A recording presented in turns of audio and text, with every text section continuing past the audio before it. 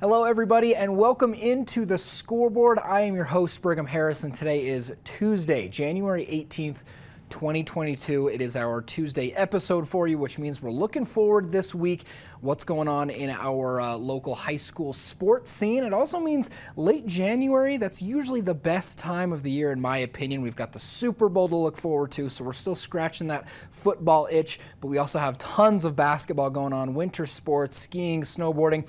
Beautiful Bluebird Day today here in Park City, so if you're looking to hit the slopes today and this week is definitely one to do it. Let's talk a little bit about this week in sports, what we have to expect, starting out with our Park City High School Miners. As for the boys and girls basketball team, a little bit of a skid these past few weeks. They're going to look to bounce back, both of them this week, as they face off both against Highland High School. We wish them the best of luck. Again, all those games are going to be at 7 o'clock.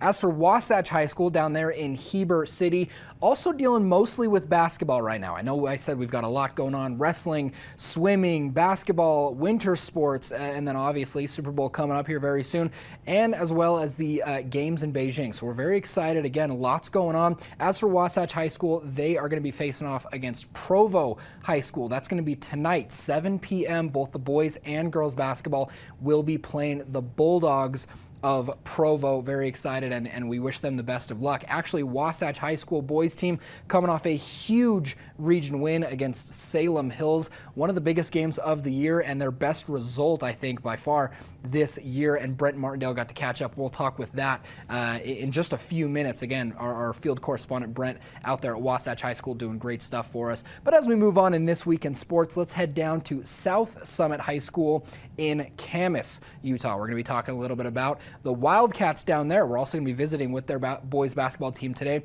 Speaking of their boys basketball team, they had a really tough overtime loss to Ogden High School here just a few days ago. But tonight they'll be facing off against Layton Christian Academy. Excuse me, that'll be tomorrow. So Wednesday, January 19th, South Summit and the rest of the two McKee brothers, as well as Caleby Thompson and Gibson Walton, going to be facing off against the LCA basketball team. Same thing with the girls side. They'll also be playing tomorrow, so a little bit off schedule. They will also, though, be taking on Layton Christian Academy. We wish the Wildcats the best of luck. Not too much luck, though, because we still got to move up to their rivals, North Summit High School in Colville. Again, also coming off of a pretty strong weekend. The girls team is now even at 6-6. They've clawed their way back after a couple of really difficult losses, led, of course, by Marcy Richens and the rest of the Richens gang up there in Colville, doing numbers for them. So they will be facing off against Duchesne tomorrow, also a Wednesday game, so a little bit off schedule.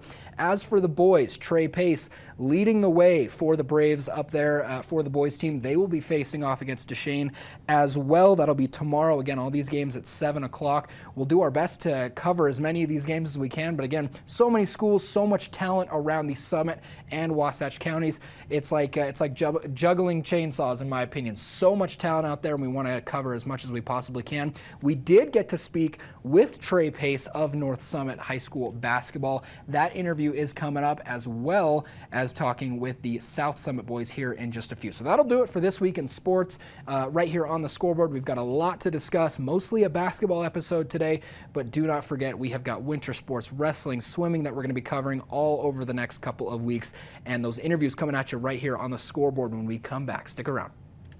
The Scoreboard is proudly sponsored by Andrea Cox Mortgage. Welcome to First Rate Mortgage. My name's James, and I've been in the market for mortgages several times over the years, so I've gone through the process with different people. And when I met Andrea, she explained to me why my current loans were subpar and how she could get better loans with better rates. If I had to describe Andrea in one word, I think I would use the word passionate. She is very passionate about what she does and getting the right solutions for her clients, and that made her an absolute pleasure to work with. Hi, I'm Andrea Cox. You can reach me at 435-631-9262.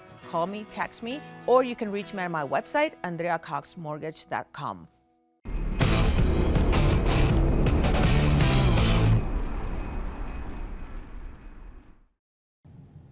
Hey everybody, welcome back to the Scoreboard. I am your host, Brigham Harris. Today is January 18th, 2022, our Tuesday episode. We just got finished up talking about this week in sports, and got to tell you, a lot of exciting basketball here on our show today. Mostly interviews with players, we've got coaches, but really covering most of the entire region with these super talented high school basketball teams. First things first, we're going to head down to Camas, Utah. Blake and I last week got to head down to Camas and talk with the South Summit boys basketball team. Got to catch up with head coach Mike Orgesthorpe. We also got to catch up with Max McKee, their leader right now, but three of the sort of understudies, the guys who are really pitching in tons and tons of hard work, as well as rebounds, points per game, lots of really talented ball players down there in Camas. So my interview right now with Caleby Thompson, Logan Ridlatch, and as well as Gibson Walton coming at you right now. Hey, what's up, everybody? Brigham Harris here for the Scoreboard. Thanks for joining us. Right now, I am joined by, obviously, some of the taller members of the South Summit basketball team. I'm 6'2", so no, just kidding. Very, very tall ball players. Let's talk to them. Logan Ridlatch, also with Gibson Walton, and with Caleby Thompson. Guys, thank you for joining me.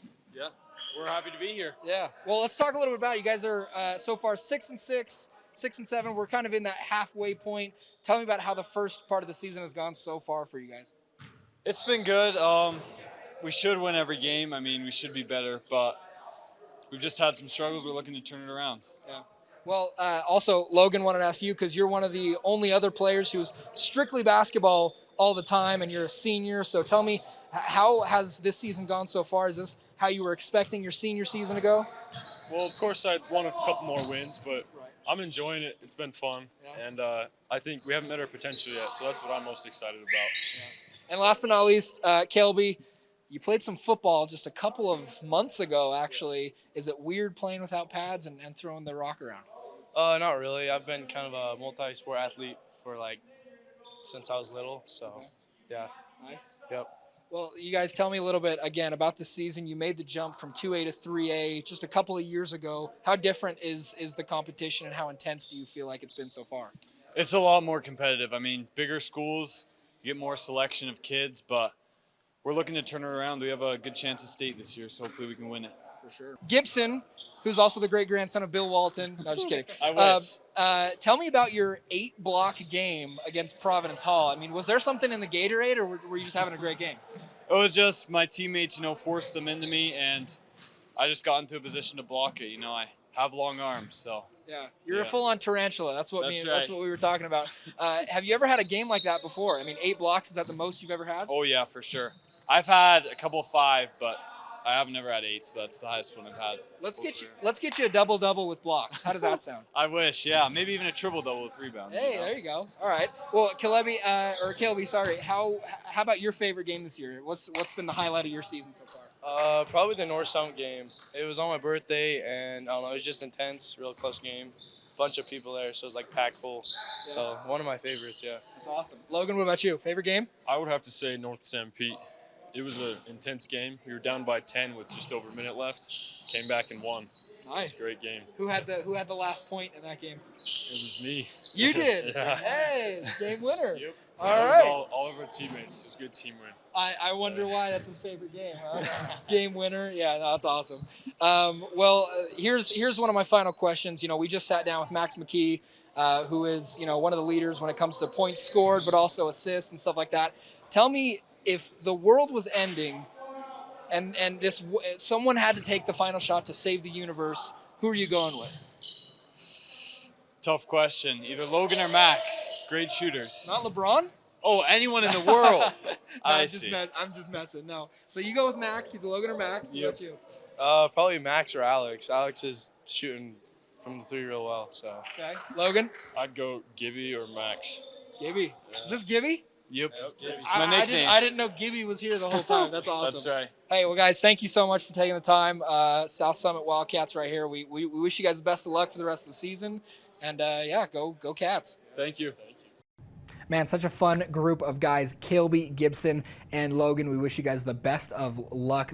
Just absolute studs down there in Camas. We got to talk with Max McKee as well. That interview coming at you later on this week. So again, we wish the best of luck to the Wildcats, but not too much, because right after the break, we're going to be talking to their rivals in the North Summit Braves, namely Trey Pace, the number 2 scorer in the state, right there with the number 1, averaging over 23 points per game. Blake got to catch up with Trey right after their tough loss against North Sevier on Friday. That interview is coming at you here in just a few. Don't go anywhere. We'll be right back on the Scoreboard.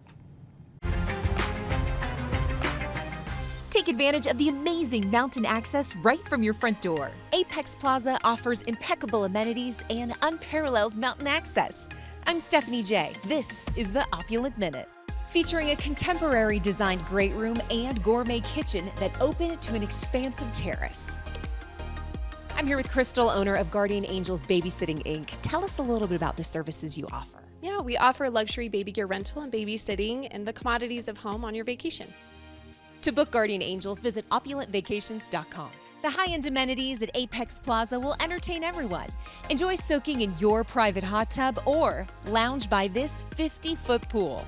The clubhouse game room will provide hours of fun for the whole family. With unbelievable ski and mountain bike access, there's something for everyone. You'll make unforgettable memories in this mountain retreat. Thanks for watching the Opulent Minute. Contact us today, opulentvacations.com.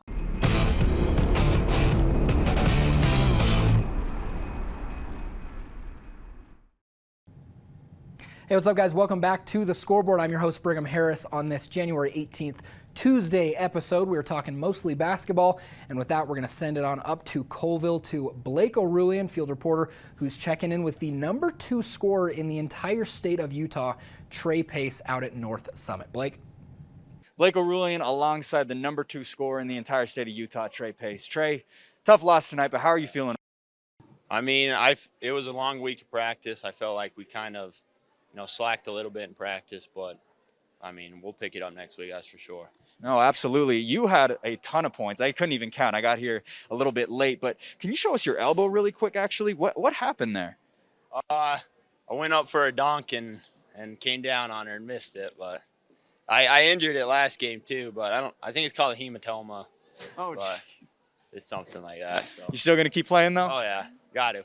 Got to keep playing. This team needs you. All gas, no brakes. All gas, no brakes. Yeah. Well, let me ask you a couple of questions. First of all, it seems like you got a lot of points at the line. Is that something that typically happens for you? Or are you typically just getting to the line 15 times a game? I mean, I think that's what I count.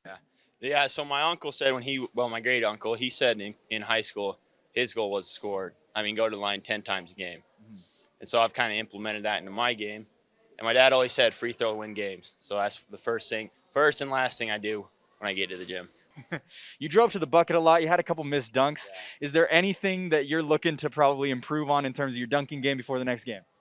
Yeah, my mentality's going to change, that's for sure. I could tell that there was a little bit of frustration throughout the game. Could you kind of talk me through what you were feeling during the game? It was very close up until the fourth quarter. It seemed that they pulled away at the fourth quarter. What were your thoughts and feelings as the second half rolled through and they started to pull away? Well, I was starting to get frustrated because I wasn't getting foul calls. I felt like I was getting hammered. But I got to try and stay, mentally strong, because if I go down, then I think it affects the whole team. So that's one thing I got to work on is be more mentally strong. So, yeah. What's your coach telling you guys in the locker room after a tough loss like this? He just says bring it in practice. I mean, there's not much to say. It was a bad night for us. I will say that, but next game will be different, that's for sure. Absolutely. And Trey, you are playing at an extremely high level. Can you talk us through that half-court shot you had a couple nights ago that we posted on our Instagram? Yeah. So I will admit it was a little bit of a prayer.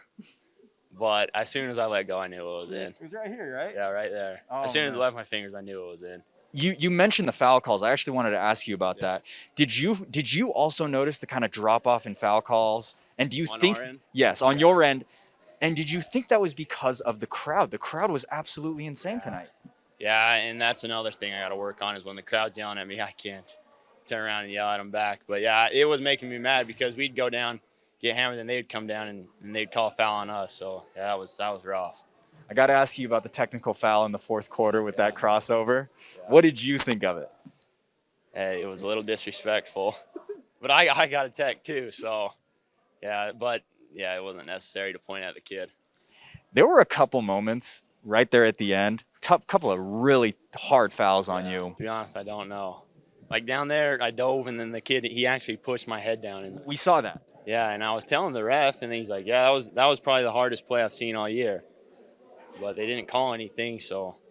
And I've noticed, like, if I start talking smack, then it takes me out of the game. So I kind of gotta, just let the game go on. Trash talk, not really your style. A little bit. I mean, you gotta let them know at some point, but to an extent, it takes me out of the game. It wasn't just the refs, it was also the crowd, like we just mentioned. Yeah. Was the crowd super distracting? They kept calling out your number. Yeah. They kept saying, get your hands off of them. It seemed like you were just playing the best defense you possibly could, and you played very good defense, if anything. Yeah.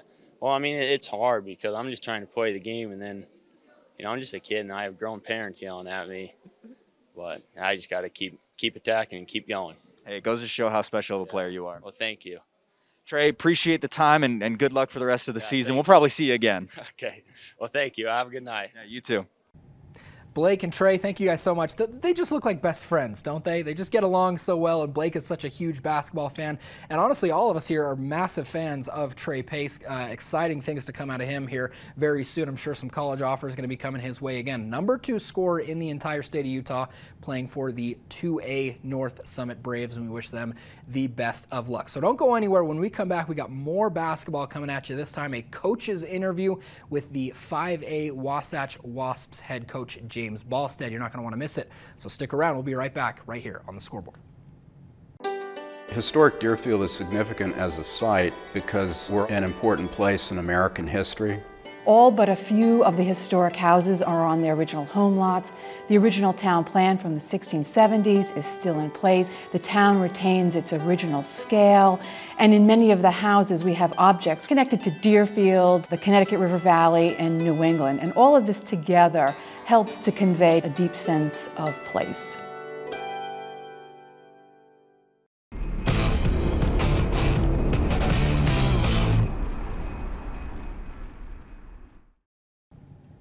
Hey, what's up, everybody? Welcome back to the Scoreboard. I'm your host, Brigham Harris. Today is January 18th, 2022, our very special Tuesday looking ahead episode, if you will. But actually what we've been doing mostly is looking back on this last weekend in basketball.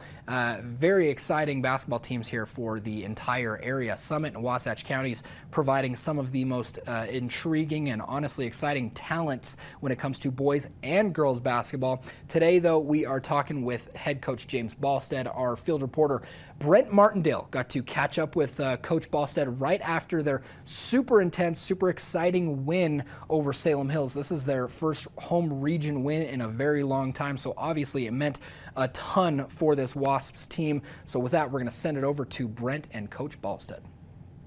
Hey everybody, we're with Coach Ballstead, Wasatch High School boys basketball. A big, huge first region win of the year over Salem Hills. Congratulations, Coach. Tell us just a little bit, what was the preparation for Salem Hills before? What was the scouting report?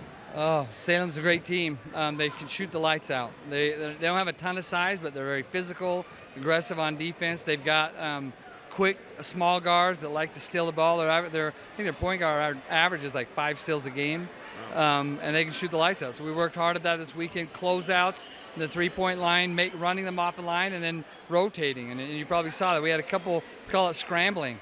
And we scrambled, you communicate, and move, and the guys did a great job of that. I think we held them to 4 threes tonight. Last game, the other night, they had 12. And they're shooting. Anyway, we did a good job.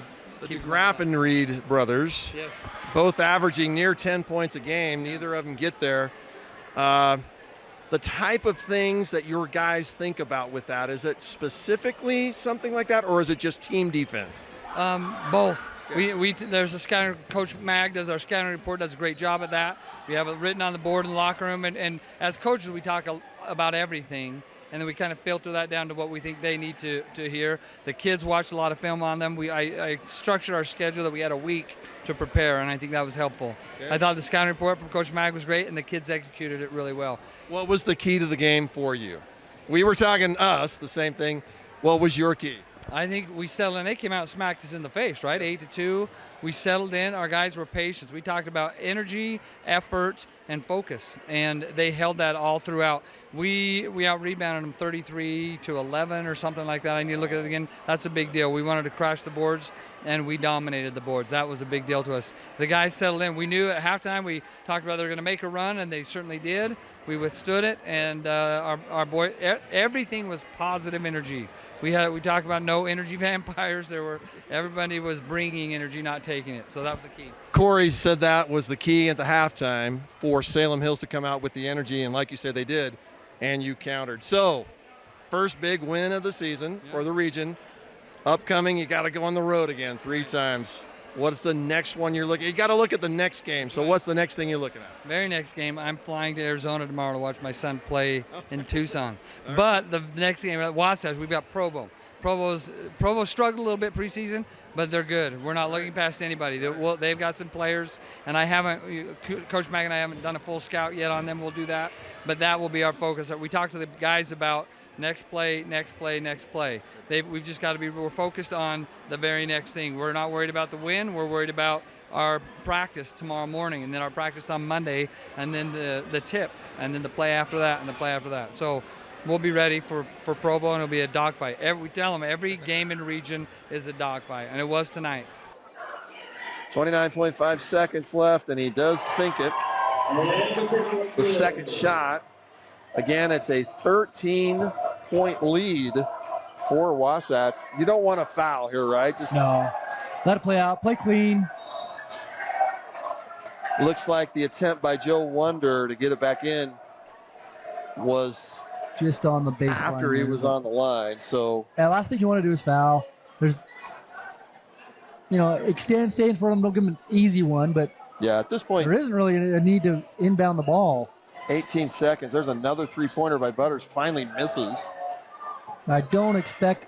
Yeah, and I would imagine no scoring and no fouling here. So Wasatch will pull it out and let the timer go. This will be the victory formation in football. And they're going to capture.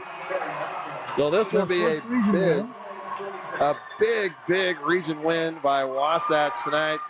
59-46 over a very tough Salem Hills team. But Coach, you got to say, Corey, as you mentioned, a very impressive win.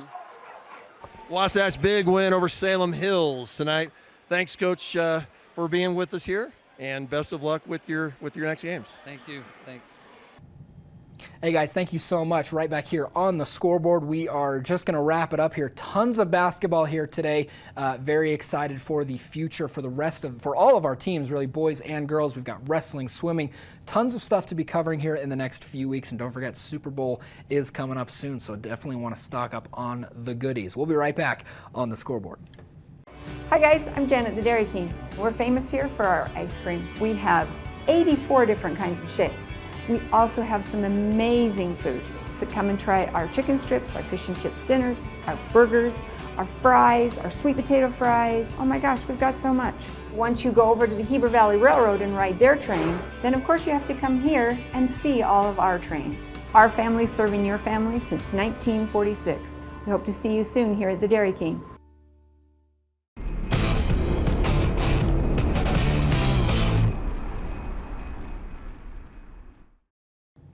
Hey, what's up, everybody? Welcome back to the Scoreboard, where everything sports is discussed and talked about here in the Wasatch back in Utah. Tons of exciting stuff going on right now. We've got skiing, we've got hockey, we've got basketball, we've got wrestling, swimming. So much to be grateful for when it comes to the sports world, especially here in this beautiful place that we call home. Now, if you missed any of those interviews or you wanted to rewatch them, you can head to our YouTube page, or you can go to thescoreboardnation.com. Also, check out all of our episodes Tuesdays and Fridays right here on PCTV, or check us out again online or on our Instagram, Twitter, Facebook, all that. You can catch the Scoreboard anytime that you would like. For Blake O'Reilly and Brent Martindale, I am Brigham Harris. Thank you so much for watching, and we'll see you Friday right here on the Scoreboard.